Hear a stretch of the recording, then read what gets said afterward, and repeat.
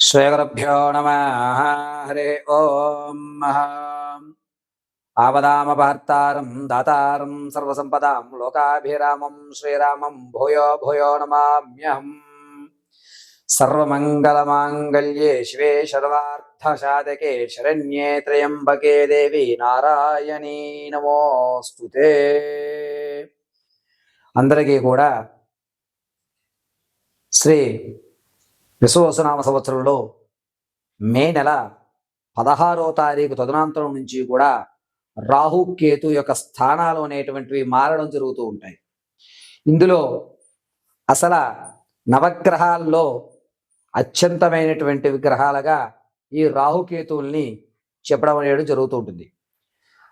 రాహువు కేతువు సంచారంలో మారడం వల్ల అకాల సర్ప దోషాలు కానీ లేదా వివాహం ఆలస్యం అవడం కానీ ఇటువంటి వ్యవస్థలన్నీ కూడా నెరవేరుతూ ఉంటాయి. అయితే ఇక్కడ రాహు అనేటువంటి గ్రహము ఒక స్థానం నుంచి మారి కేతు వేరే స్థానానికి మారేటువంటి వ్యవస్థ మే 16 తర్వాత నుంచి కూడా జరుగుతూ ఉంటుంది. ఈ రాహుకేతువులు ఇరువురు కూడా సర్పానికి సంబంధించిన వ్యవస్థ నడపడము, జ్ఞానానికి అదేవిధంగా నరాలకి వెన్నుముకలో ఉన్నటువంటి అత్యంత సున్నితమైనటువంటి నర వ్యవస్థకి సంబంధించినటువంటి గ్రహాలుగా శాస్త్రయుక్తంలో చెప్పబడుతుంది. జ్ఞానం ప్రబోధించాలి అన్న కేతు గణము అనేటువంటి వ్యవస్థలో మనం తెలియజేస్తూ ఉంటాం. ఇక్కడ రాహువు కేతు అనేటువంటిది మే 16వ తారీఖు తదనంతరం నుంచి మారడం వల్ల కొన్ని జాతకులకు అదృష్టం కలిసి రావడము, కొంతమందికి అపమృత్యువులు అనేటువంటివి ఏర్పడము, కొంతమంది ఆర్థికంగా నలగడము, మరికొంతమందికి ఆర్థికంగా లాభపడము అనేటువంటివి జరుగుతూ ఉంటాయి.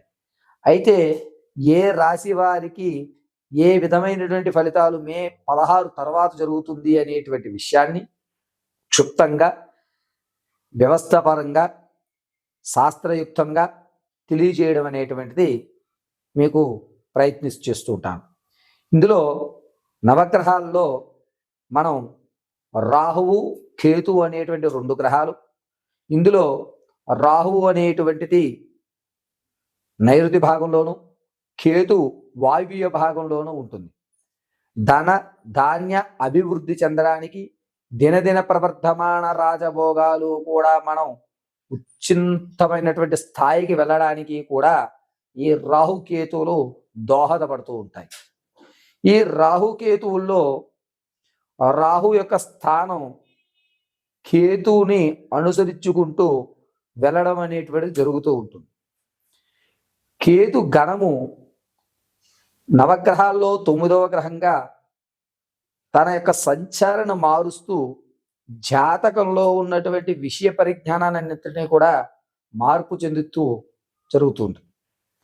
కేవలము కేతువు తన యొక్క స్థితిని మార్చడం వల్ల జరిగేటువంటి విపత్తులు ఏమిటి, ఈ మే నుంచి జూన్ వరకు కూడా వాతావరణంలో ఎటువంటి మార్పులు జరుగుతాయి అనేటువంటి విషయాన్ని ఇప్పుడు మనం కూలంకషంగా చక్కగా క్షుప్తంగా తెలుసుకునేటువంటి ప్రయత్నాలు చేద్దాం. తదనంతరము తులారాశి వారికి రాహుకేతువులు అనేటువంటి వారు మే 16 నుంచి మారడం వల్ల తులారాశి వారికి ఆకస్మిక ధనం అనేటువంటిది లభిస్తుంది. మీ ప్రమేయం లేకుండానే పక్కవాడి యొక్క గుర్తింపు అనేటువంటిది మీకు వచ్చేటువంటి అవకాశం కలుగుతూ ఉంటుంది. అది మీకు సంబంధం లేని విషయమైనా సరే మిమ్మల్ని పొగడుతో ముంచి మిమ్మల్ని మాత్రం ఒక మాస్క్గా పెట్టుకుని వారు పనిచేస్తూ ఉంటారు. బినామీ అయ్యేటువంటి అవకాశం తులారాశి వారికి మే 16 నుంచి జూన్ 16 వరకు జరుగుతుంది. గర్భిణీ స్త్రీలు మాత్రం కొంచెం జాగ్రత్తగా ఉండాలమ్మా. మీ యొక్క శిశువు పేగు మెల్లో వేసుకునేటువంటి అవకాశం ఏర్పడుతుంది. కాబట్టి తులారాశిలో ఉన్నటువంటి గర్భిణీ స్త్రీలు ఎవరైతే ఉన్నారో వీరు ఖచ్చితంగా సాయం సంధ్య వేళ అంటే 4:38 నుంచి 6:42 వరకు కూడా మేధా దక్షిణామూర్తిని చూస్తూ మేధా దక్షిణామూర్తి స్తోత్రాన్ని మీరు వినగలిగితే ఆ యొక్క గండం నుంచి గట్టెక్కుతారు.